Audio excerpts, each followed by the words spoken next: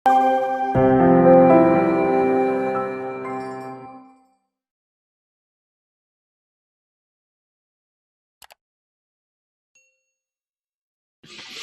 untuk P3K ini dari sisi usia diberikan afirmasi untuk yang berusia di atas 35 tahun. Belum cukup itu, diberikan lagi afirmasi yang di atas usia 50 tahun atas permintaan Komisi 10 kepada Mendikbud. Jadi kami 4 hari ini lembur untuk melakukan simulasi-simulasi bila mana nanti usia 50 tahun dan yang kemampuan teknis itu ditambah nilainya. Nah, tentu saja keputusannya nanti ada di pimpinan, di Pak Menpan dan Mendikbud. Ambang batas mana yang akan diambil? Apakah 5%, 7%, 10%? Tapi dari kami sudah kami selesaikan tadi malam. Nanti mungkin besok Pak Menteri nanti akan bersama-sama dengan Pak Mendikbud untuk menyampaikan itu kepada peserta P3K melalui daring kalau besok jam 10. Jadi itu sudah dilakukan. Nah, sebetulnya undang-undang ASN maupun PP-nya itu sudah melarang melakukan rekrutmen. Dan bahkan ada sanksi bila mana kepala daerah itu merekrut honorer. Tapi itu terus dilakukan. Nah, di dalam undang-undang ASN itu status kepegawaian seseorang itu hanya ASN itu PNS dan P3K.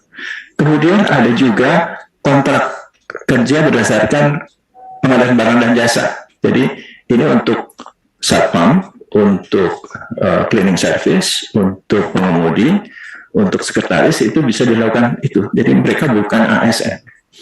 Kemudian ada juga jasa-jasa perorangan yang diakui. Ini untuk misalnya membantu sementara konsultan keuangan atau konsultan untuk mengembangkan sistem. Itu hanya kontrak jasa konsultan biasa. Jadi hanya 4 itu status yang dimungkinkan bekerja di pemerintahan. Selain itu tidak bisa. Jadi honorer itu tidak termasuk di sana. Dan itu aturannya sudah sejak tahun 2014. Nah, tapi itu selalu dilanggar. Nah, bagaimana mengeksekusi atau memberikan punishment kepada mereka yang melanggar itu tentu ada pada pengambilan kebijakan. Biasanya dilakukan oleh kepala daerah. Jadi saya kira ini tentu menjadi domain teman-teman di Kemendagri untuk bisa mengeksekusi atau mengawal kebijakan ini agar tidak selalu dilanggar. Nah, kemudian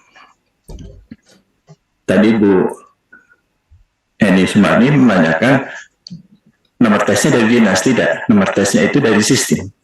Jadi ini semuanya sudah dilakukan dengan sistem, sehingga pendaftarannya dilakukan dengan sistem, nanti seleksi administrasinya juga dinilai berdasarkan sistem, nomor pesertanya dari sistem. Jadi tidak ada sebetulnya yang dilakukan secara manual. Jadi kalau itu terjadi mungkin itu ada upaya-upaya orang tertentu yang ingin mengganggu sistem. Yang lain untuk guru swasta. Jadi P3K ini dibuka untuk memenuhi kebutuhan guru di sekolah negeri.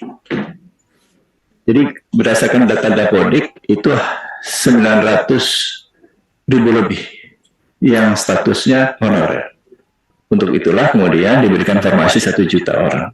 Itu di guru yang mengajar di sekolah negeri, baik SD, SMP maupun SMA. Jadi kami belum melihat atau memiliki rencana untuk mengisi guru-guru di swasta, karena ini yang negeri saja belum selesai dan yang swasta itu menjadi tanggung jawab yayasan atau pemilik dari sekolah itu. Nah, kemudian yang lain adalah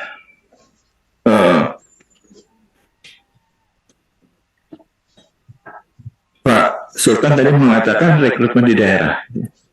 Saya ingin menyampaikan dulu, Pak Sultan, saya pernah ke istananya disuguhi kopi Ternate yang luar biasa enak.